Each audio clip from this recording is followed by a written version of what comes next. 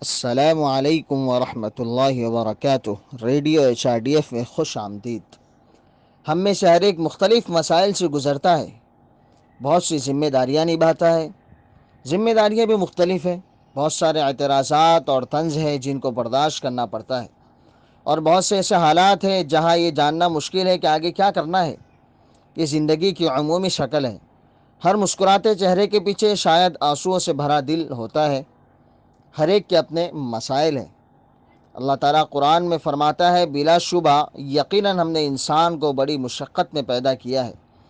ذکر اللہ یا اللہ کی یاد وہ طاقت ہے جو زندگی کے تیز طوفانی سفر میں پریشان ہوئے بغیر زندگی کی کشتی کو سکون سے چلانے میں مدد دیتی ہے۔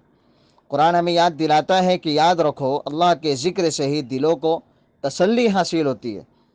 رسول اللہ صلی اللہ علیہ وسلم نے فرمایا کہ اللہ کو یاد کرنے والے اور یاد نہ کرنے والے کی مثال زندہ اور مردے جیسی ہے۔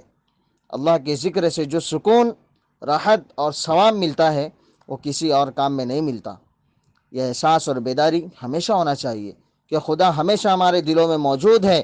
یہ یقین ہمیں غلطیوں سے مکمل طور پر پرہیز کرنے اور زیادہ جوش و خروش کے ساتھ نیک کام کرنے میں مدد دیتا ہے۔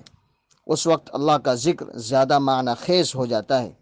لہٰذا تم مجھے یاد رکھو، میں تمہیں یاد رکھوں گا، اور میرا شکر ادا کرو اور میری ناشکری مت کرو۔